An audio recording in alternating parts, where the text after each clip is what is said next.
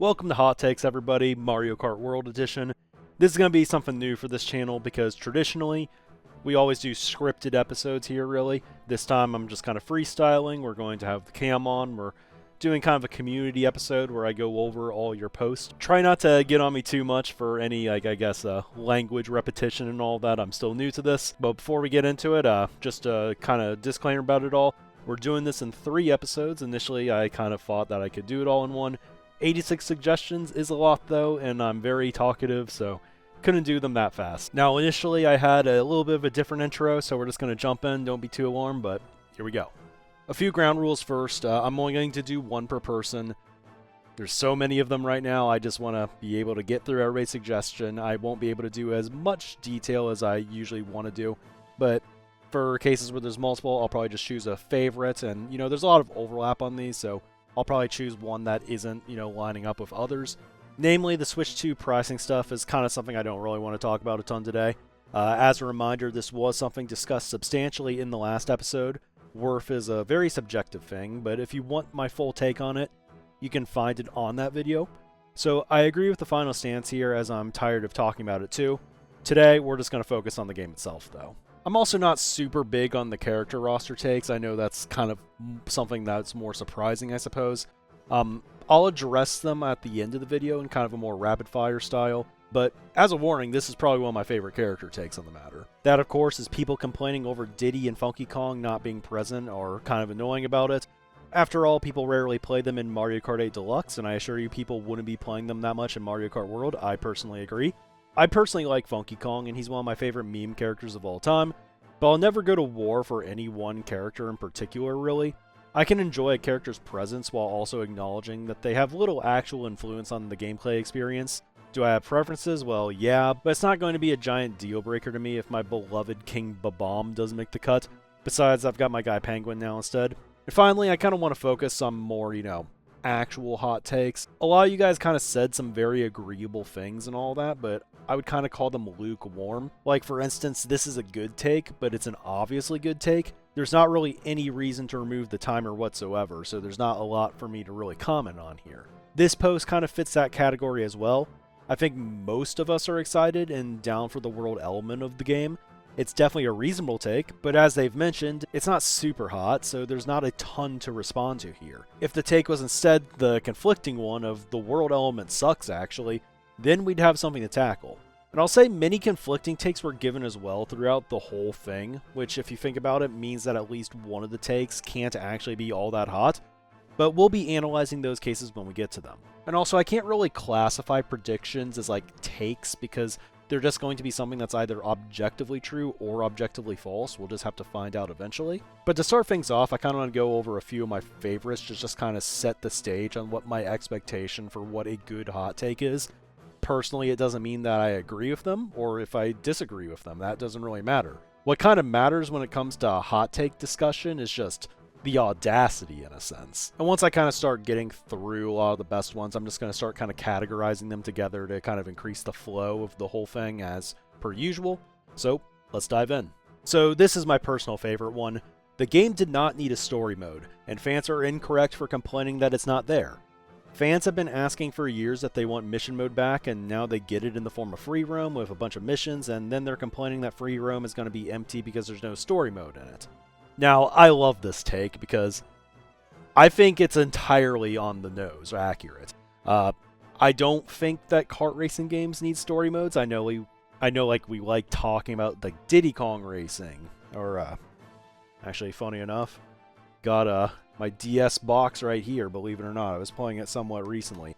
I guess what can be said is sometimes story modes kind of incentivize people to want to revisit a game, right? Just so you can do the playthrough and all that.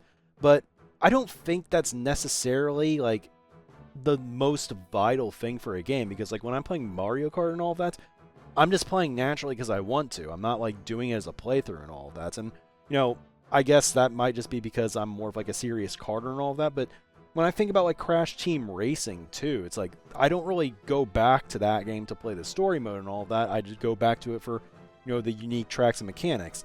But really the real reason why I think this way is stories in kart racing games kind of feel silly. Like, there's only so much you can do with them, and any, like, save the world plot just kind of feels a little weird in a racing game.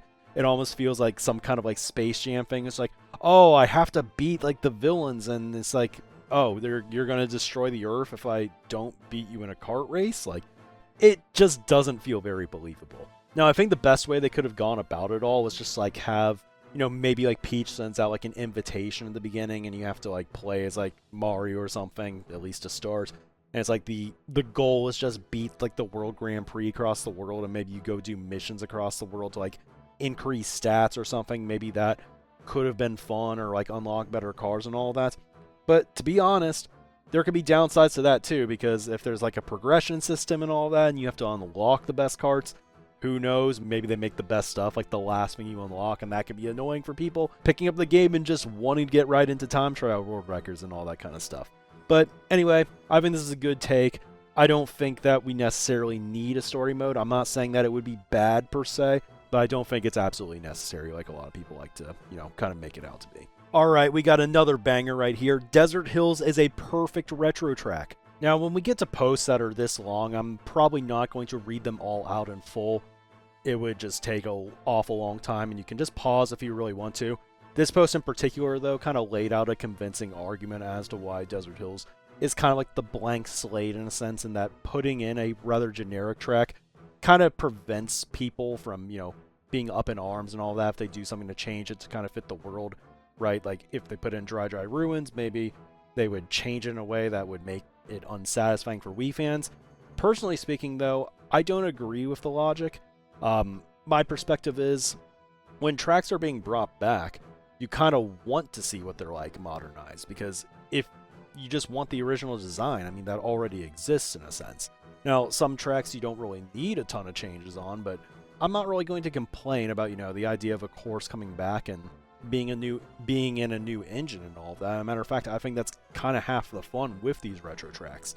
Alright, this one's interesting. Somewhat alluded to this on the last post, but to stick to the controversial part, for as much as point exclusivity is important for placement points, the issue that hasn't been articulated in my opinion actually matters, is that a drop between two lower positions can lead to a loss of 0 or 1 points.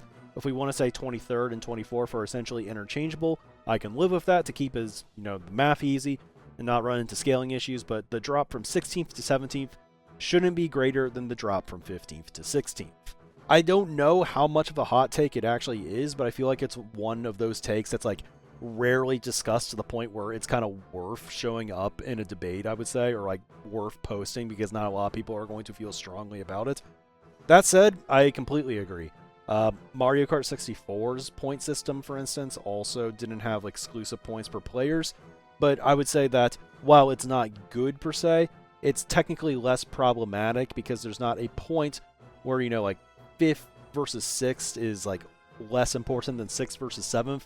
I think that's very, very bizarre, and I think you're on the nose by pointing that out.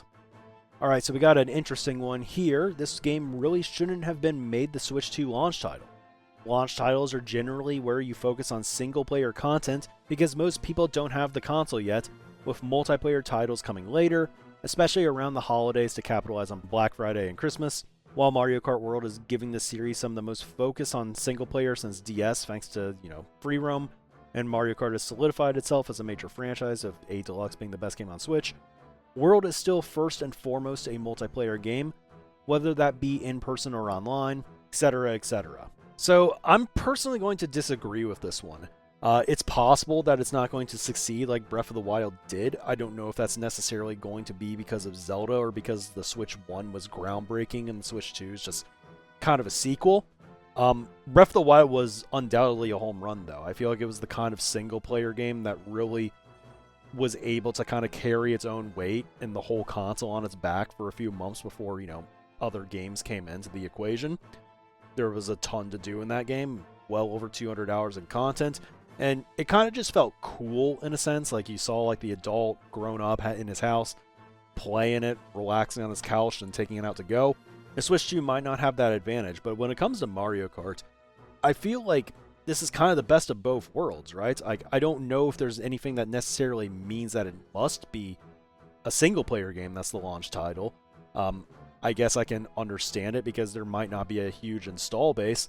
But the thing is, this Mario Kart in particular, as you mentioned, is it's kind of focusing on the single player aspect. So while you have like all your online races and all that kind of stuff, my thought is that there's still going to be plenty for you to do on your own, and with all the tracks and all the track transitions and all that, and even in versus mode, all the variations that you can play there that are exclusive to versus mode, you kind of start thinking like there's a whole lot to keep you entertained for quite a long time. So I think it's really the best of both worlds, because there is stuff that you can do on your own, but if you do happen to have friends that have the console, or you just want to invite people over, you can share the experience with them too. So I disagree with this one, but I understand the premise based on how successful the Switch 1 was with Breath of the Wild. If you want to go back a little bit further, I would say that Wii Sports was kind of a home run also as a launch title, and that was very multiplayer focused.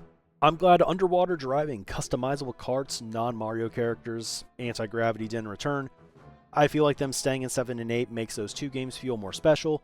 Basically just a cool gimmick like 2 characters in 1 card and Double Dash, and also they hate the Gooplings. So this is another take I kind of just disagree with. My thought is, yeah, I mean, it makes Double Dash distinct. 7 and 8 have their own gimmick also. But, I mean, imagine the series if they were kind of like, okay, Mario Kart Wii happened, but we're taking tricks out now because that's just Mario Kart Wii's thing. I feel like that just kind of makes the series worse overall. And I'm not saying that the new mechanics are, as influential or like translatable to future entries and all that kind of stuff. But my thought is, if a mechanic's good, I don't see really a reason to get rid of it per se. And I don't really like when I think of tricks, I still think of Mario Kart Wii. That's like kind of its legacy in a sense. I mean, when I think about retro tracks and all that kind of stuff, I'm certainly happy that they didn't stop doing it with DS also. But if you keep taking out, mechanics and all that kind of stuff, you're also going to limit what tracks can be used in the future. We might have already seen that in this game with anti-gravity to some degree also. And the question is, if we continue introducing new mechanics and getting rid of them, are all the retro tracks just going to be the ones from the first 4, 5, 6 games and future entries? We can kind of see this whole ordeal brought up in other takes. Papaleo here writes, I already miss underwater driving and the game isn't even out yet. So many cool track concepts that will never be explored because someone at Nintendo arbitrarily decided it and surface riding couldn't coexist. Wario Shipyard, one of my top 5 all-time tracks, is making its return, but it feels like half of its track design is just kind of straight up gone. Yeah, so I'm not going to say that underwater driving was, a necessity per se. Also, the thing is, like, they can always, like, choose to, come back to a mechanic later on. They can take a break and all that if they really want to. I mean, Mario Kart 7 did that with bikes, for instance, and it survived, it lived. Now, when it comes to actual track design, obviously, something like underwater driving or gliding feels like it might be harder to replace, per se, also. And you're correct in saying when thinking about tracks like Squeaky Clean Sprint, where you go into a bathtub full of water, and then at the bottom of the water, you go into a drain. Seems a little bit difficult to really overcome that in future course design. It kind of takes it off the list. And I guess I can say it might be a little bit of a shame too, because it felt like with Piranha Plant Cove, they were kind of really starting to, kind of figure out how to take advantage of water mechanics. There were a bunch of different shortcuts that kind of just relied on you taking advantage of water physics and all that. So I can't say I'm going to miss it a ton, because most of my favorite tracks were not water courses. I do like Shipyard a lot, but it's interesting. I mean, it's interesting to see the new direction and all that. I think it's still going to be good, but yeah, I can understand the concern here, especially when it comes to, future-proofing retro tracks in later games. Having wall riding be in the game but not in the form of anti-gravity was a mistake. Despite it essentially being the same thing, it now sets a precedent that essentially removes the ability for 85% of Mario Kart 8 tracks to be brought back as they require it to function. So this is kind of even further extension of what we were talking about already. I mean, there's definitely a few that they can do. I mean, Flomp Ruins has an anti-gravity section at the end. I think they could do that without it. I mean, we kind of saw Sky High Sunday, a fully anti-gravity track, if I'm not mistaken, kind of brought back without it. I think 85% might be an over-exaggeration. Like Sunshine Airport they could do, Super Bell Subway they could do. Toad Harbor, they just get rid of the wall entirely, and you can do that. And not every track needs to come back immediately, and they always can figure out clever ways in the future. So I'm not going to say that wall riding in particular is a mistake because I think there's a lot of new potential unlocked with it too. But I can understand the notion that they shouldn't necessarily want to use it as a long-term replacement, but who says they are? I mean, Anti-Gravity, like when it came out, we thought, okay, this is just the series now, but clearly one game later even, that's not the case. I'm not sure if this is a hot take or a popular opinion, but Knockout Tour seems terrible. You just drive in the intermission tracks and people seem to be hyping it up for no reason. Well, I did a video on Knockout Tour already speculating about it, and I agree there are some concerns, but I think there's also a lot of, potential here as well. I think that saying it just looks terrible is a bit of a premature guess. I think it could be really fun, to be honest. Now, from what I can see based on what I've watched from it right now, it kind of feels like bagging in the earlier sections is just going to be really overpowered as a way to kind of guarantee nothing bad happens to you up front.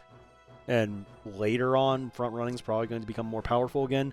I don't know how the whole dynamic of a race and how to get into a state of advantage works, but I think that it has the potential to, solely on the premise that there's a different objective on every lap. So I think this is definitely a little bit of an early, oh, it looks terrible.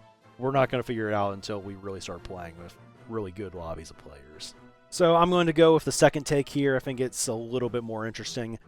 I'm really not a fan of the whole open world Mario Kart concept.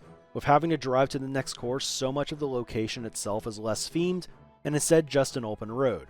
It feels like instead of making tighter gameplay or genuine new innovations, they ran out of ideas after 8 Deluxe brought back so much, and went the ways of modern gaming, which seems fixated on making everything open world. Now, I don't know how much I agree with this. I still think they're clearly innovating. I mean, we saw the charge jump, we have all the things that you can trick off of, you have the wall riding, as mentioned before. I guess I'd agree in some cases because there is a little bit of limitation. It makes me wonder if this is a long-term thing that they can do. Tracks like Tick-Tock Clock and Waluigi Pinball, that kind of just feels off the table. How are you going to implement those into a game itself? But I don't think that this is really just a dive into, modern gaming per se. I mean, I guess it's kind of similar to Breath of the Wild in the whole open world sense and all that, but when it comes to first-party Nintendo developers, I trust that they're not going to just turn every game into, the latest trend and all of that. We play Nintendo games, in my opinion, because they've kind of shown to be immune to that at times. And I know immune is a strong word, but when it comes to Mario Kart, I very much feel that they're going to have a good understanding about what is fun in a video game that is not just, a current trend and all of that. When I think about this series, every single one still feels unique 30 years in, so I'm not particularly worried about that, I suppose, but I guess I can kind of understand the premise of, oh, it just looks like they're going off recent trends. Again, another one, the open world is unnecessary and going to stunt the series. DLC is going to take longer to make, and it's stopping us from making the final step to infinite content, which is a course editor, like a Mario Maker. It also looks mostly boring and the missions do not look interesting. Now, a while back, I did kind of float the idea of a Mario Kart Maker type of game. It was kind of theorized based on the RMX courses and Tour. I was thinking the best way they could, give us kind of the tools to make this would to have maybe, the Super Mario Kart track skins and all that. You could make Choco Island 6 or Koopa Beach 7 or whatever you wanted to do. I don't know if Mario Kart Maker is something that I would prefer over what we're getting in Mario Kart World though. Because I feel yes, there's the hypothetical infinite content, but how good is that content actually going to be? I would say that part of the reason why Mario Maker even works to begin with so well is that it's just kind of side-scrolly, it's 2D, and you need 3 dimensions to really make a good Mario Kart track, and I feel if you're just using recycled assets, the creativity's not going to feel all that strong, in my opinion, compared to the Nintendo crafted courses and all that. And I still think we very much have that here. And I think that even the kind of stage transitions feel they're kind of above the level of what could be crafted by a Mario Kart Maker also. As for missions, I think that this is definitely a little bit of a pump the brakes moment, because I think if we were just looking at Mission 1-1 back on Figure 8 Circuit in MKDS, we'd probably say, oh, that looks pretty boring also. So really, I think it's too early to tell. We might have some good ones when we see a little bit more. battle mode using Tour B's layout method. So pretty much you have like an area and you battle in that area. It's kind of like the 8U battle stages in a sense too. This method is a double-edged sword. On one hand, battle mode will likely have more tracks than ever on top of, keeping the intricate layouts again, like we saw with Peach Stadium B. But on the other hand, returning battle mode arenas might become even rarer since they also need to fit seamlessly into the world. So yeah, I'm a little bit nervous about the battle mode stages right now also. But the thing is like, I don't think that this is like a design flaw of Mario Kart World as much as it is like, they just aren't properly taking advantage of it. Like, the way I see it is like battle mode stages should just fit into the map. There should be plenty of spaces for multiple different ones. I mean, I think we kind of saw Flomp Desert in kind of the desert area. That makes sense and all that. But between it and Big Donut, I mean, like, surely they could find more uses for other stages, right? Like, maybe you could have Tart Top near Sky High Sunday, for instance. That kind of feels like it would be in theme. I feel like that would be a really easy thing to do. I think the map, has the possibilities to add all this kind of stuff. I mean, Palm Shore also, if the jet skis, could be kind of fun too. They just need to find ways to do it, and I'm not sure that they've really done that unless they're hiding it really well from us. I think the mechanics are overwhelming and are going to make the game more difficult to learn than it needs to be, especially since wall driving looks busted. So personally speaking, I understand how it's probably easy to feel that way right now. I don't think it's going to feel this way really even 1 week into the game. It's just new. I mean, it feels overwhelming in a sense. I remember when I was watching the Mario Kart 8 trailers, I was kind of like, wow, this looks really complicated and all that kind of stuff. Am I going to have to drive literally upside down? And of course, that was never really going to be what they did and all that. But once you get familiar with the mechanics, I think it'll become much more intuitive and a lot less scary. So I implore you in this case to just give it a shot. I'm sure everything will be easier after a week because, when I look back on my week 1 gameplay in any Mario Kart game, it looks pretty terrible. Even on something like Mario Kart 8 Deluxe, like Wave 6, like you should have seen me trying to play Piranha Plant Cove for the first time. It was not pretty. And I was a 6-year player of that game at that point. It'll get easier with time, trust me. It's not the flashiest mechanic compared to past gimmicks, but I think the boost jumps and wall/rail grinds are going to be some of the most mechanically interesting additions to Mario Kart ever, because of all the opportunities they'll likely give for taking different paths and building speed. Is this a hot take? I'm not really sure on this one. I mean, I think it definitely provides a lot of new opportunities. I'm excited to see how they work out and all that kind of stuff. Maybe the best ever feels like it could be stretching it a little bit, but I don't think that's really that far-fetched. I mean, when you look at anti-gravity, it felt really big at first, but it was still kind of just the normal road, right? Like, the mechanics changed. You could spin boost now, but it didn't add alternate paths a lot in the same way that this whole, like rail thing looks like it's going to work. So, no, I don't think this is really that much of a hot take at all. I just agree, to be honest. Probably too late to this to get featured, but here's my hottest take. People should stop talking about the game as if it's an $80 game, because for most people it's not going to be. If you're remotely interested in getting Mario Kart World, you're just going to get it with the Switch, I guess because it's, a launch title. Whilst it does suck if you get it later and all that. This feels like a pretty unlikely scenario, they say. So I personally don't vibe with this one too much. The reason for that is not just that, bundles usually don't last forever, but also just, even with that considered, the console itself is already pretty expensive. I mean, the way I see it is like, okay, maybe the game is $50 and the console's $450. One other way of looking at it is like, Joe, the console's just $420 and the game's $80. It still feels like you're paying more for both at the end of the day, even if you're like kind of dipping into what the console's actually worth, because it's still over $100 more from like the Switch 1. So I don't really see this as like something that is like kind of like an excuse for it and all that kind of stuff. I mean, I know that they're two separate entities, the console and the game, but at the end of the day, it still just feels expensive. So I'm not really going to, kind of break it down that way by making the discount feel like it makes it more worth it, personally speaking. I guess what I'm saying is, if the console just happened to be $490 and the game was $10, I still feel like I'd be paying too much even if it's the same total price, unless everything else was $10 too. Alright, we got Kirby over here giving us a wink. I have trouble determining what the price problem is for this game. Specifically, whether it's Mario Kart should not be an $80 game, or no game should be $80. Because what I see is that people are seeing this as the standard when Donkey Kong Bonanza's already proved it incorrect. Should it have been $80? Nah, but could a game prove itself to be worth $80? Nobody else seems to think so. I mean, personally speaking, I already talked about this in the last video, Mario Kart World is going to be worth more than $80 to me. It's going to feel like a bargain to somebody who's going to play it for multiple thousands of hours, make a bunch of content off of it. I mean, presumably, and kind of already, the Mario Kart World stuff I've made is paid for the game itself, and then some a little bit. But I think it should really go kind of both ways in a sense too, because not every game is going to be like Mario Kart World. For it to really kind of start feeling fair to everybody, maybe, some of the less, substantial games or like the lesser content games should cost a little less. Like personally, a lot of the other Mario sports games, I feel like I wouldn't want to buy if it was, $60 still, to be honest. I got Mario Strikers Battle League a while back. Used to be a pretty big fan of that series, but I kind of felt a little bit ripped off on that purchase personally. I think that games can be worth more than $80 to people. I'm not advocating for that, but if that were the thing that was to happen, I feel like the expectation should be that the games that are not, like the big dogs, should probably be even less of what the standard going price is. So I think it's like a can't really have it both ways kind of thing.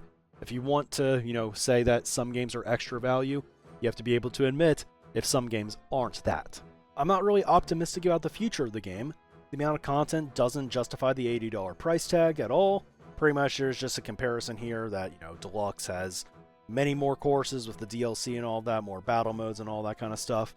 But World is practically the same price as MK8 plus DLC. The intermissions can't even count since they're not individual specifically designed courses that had the same amount of effort put into them. Even if we were to get more content, that's more money paid on top of the $80 price tag that the base game has. That's close to $100 for something that's nowhere near as content rich as a Deluxe. Well, I would agree that the segmented courses, or, kind of like the knockout tour style, just like travel from one stage to the other, I'd agree that those probably aren't up to the same quality as the standard courses and all that, but I kind of think that kind of insinuating that there's like no effort there is a little bit of, going too far in the other direction on that take. I mean, I think that the World had clear effort put into it. There's hundreds of these segmented tracks, and I'm not saying that they're real tracks and all that, but it's definitely not nothing here. Here's the other thing, I guess. I don't think that the amount of content necessarily is like determines everything, right? Like, there are people that will tell you straight up right now, I think Melee is a better game than Ultimate, and Ultimate clearly has significantly more content. And of course, a lot of people are going to say that Ultimate is better than Melee, and kind of point to the content. But my point in saying this is that people can like games for different reasons. Mario Kart World might have really good mechanics and might have, new innovative ways to play. It might even be worse than Mario Kart 8 Deluxe for all we know, but I could still personally feel like, oh, this was still very cool, it was refreshing, it was new. I'm glad I got to play this for a bunch of time while, potentially not even having it on the same level as Mario Kart 8 Deluxe. I guess the point is like how people describe value is going to be different by the person, and just because something has less content doesn't necessarily mean it's less valuable or, below the determined valued price that you're setting it to right now. I think even if some of the changes aren't great or the driving isn't as fun, World should be commended for trying to change up the formula instead of just maintaining the same features and adding new characters and tracks. I would rather they try things and sometimes miss than doing the same thing every few years, no matter how good it is. So I agree to a degree. Now, I like the idea of swinging for the fences, but it is very realistic that you can swing and miss, and I don't think that should be commended personally. Now, from what I can see, Nintendo has kind of played risky but safe at the same time. Like, for instance, you can still play like traditional tracks online if you want to, so if like they kind of strike out per se on the whole idea of like track transitions like not being as cool after like, maybe the novelty wears off, there'll still be a fallback option, if that makes sense. But at the end of the day, a game should be judged by its quality. So if the quality is bad and it was due to a change, I still think it should be critiqued. I'm not saying to, judge people or judge developers based on taking a risk and all that, and I think that risks often lead to, the best content. I would say that Breath of the Wild was better off for taking that risk, but we still have to grade at the end of the day, whether it's good or whether it's bad. So, change alone is not enough, but change in general is a pretty cool thing.